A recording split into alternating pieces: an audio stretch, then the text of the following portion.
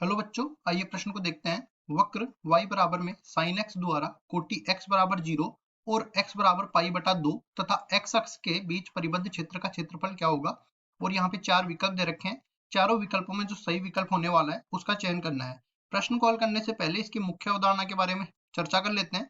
मुख्य अवधारणा तो देखो, जब भी हमें किसी वक्रों से घिरे क्षेत्र का क्षेत्रफल ज्ञात करना हो तो हम समाकलन विधि का उपयोग करते हैं। यहाँ पे हम लोग लिखते हैं, समाकलन का उपयोग करते हुए समाकलन का उपयोग करते हुए वक्रों से घिरे क्षेत्र का क्षेत्रफल ज्ञात करना।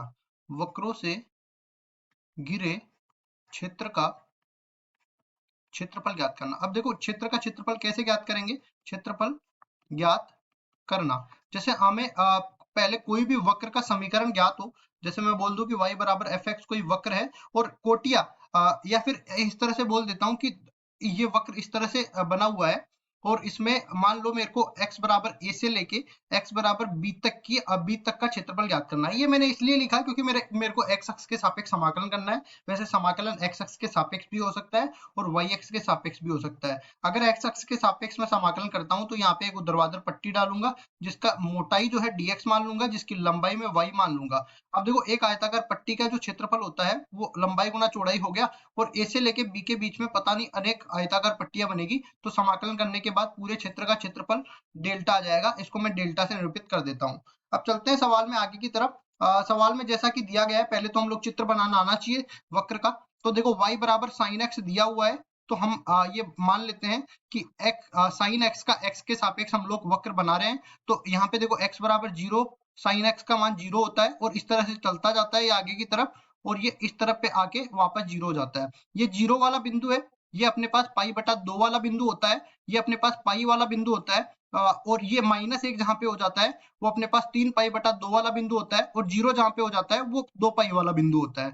याद रखिए कि जब x बराबर पाई बटा 2 होगा तब sin x का मान 1 हो जाएगा और जब x का मान 3 पाई बटा 2 रहेगा तब sin x का मान -1 हो जाएगा। अब देख लेते हैं कहां से कहां तक का क्षेत्रफल ज्ञात करना है। 0 से पाई बटा 2 का क्षेत्रफल ज्ञात करना है, मतलब कि ये छायांकित भाग में यहाँ पे कर देता हूँ। देखिए, ये वाला भाग हमें इसका क्षेत्रफल ज्ञात करना है 0 से लेके पाई बटा 2 के बीच में। तो x अक्ष के सापेक्ष में इसका समाकलन करूंगा तो यहाँ पे एक ऊर्ध्वाधर पट्टी डाल लेते हैं और इसकी मोटाई हम लोग dx मान लेते हैं, इसकी लंबाई में y मान लेता हूँ। तो y dx, ये तो आयताकार पट्टी का क्षेत्रफल हो गया और कहां से कहां तक करना है, 0 से लेके पाई बटा 2 के बीच में इसका समाकलन करना है। तो ये पूरे क्षेत्र का क्षेत्रफल आ जाएगा, जिसको मैं डेल्टा से निरूपित कर देता हूँ। डेल्टा ये पूरा क्षेत्र को निरूपित कर देता है। अब यहाँ से अपने पास y का मान किसके बराबर है, sin x के बराबर। तो sin x का x के सापेक्ष समाकलन करना है 0 से लेके पाई बटा 2 के बीच में, तो ये पूरा डेल्टा के बराबर आ जाएगा। हम जानते हैं sin x का जो समाकलन है वो माइनस कोस x के बराबर होता है और इसमें सीमा लग जाएगी क्या,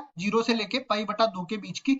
अब इसमें डेल्टा बराबर हो जाएगा, पहले ऊपरी सीमा रखेंगे तो माइनस में कोस पाई बटा 2 हो जाएगा और उसके बाद देखो माइनस माइनस निम्न सीमा रख के घटाते हैं ना, तो माइनस माइनस भी प्लस हो जाएगा तो कोस 0 बन जाएगा यहाँ पे। अब यहाँ पे देखिए, कोस 0 का मान तो 1 होता है, कोस पाई बटा 2 का मान कोस पाई बटा 2 का मान 0 होता है, तो माइनस में 0 प्लस 1 बन जाएगा।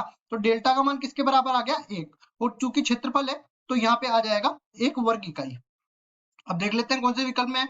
1 वर्ग इकाई डी विकल्प में है, तो डी विकल्प बिल्कुल सही उत्तर हो जाएगा। आशा करता हूँ ये सवाल आपको समझ में आया होगा। धन्यवाद।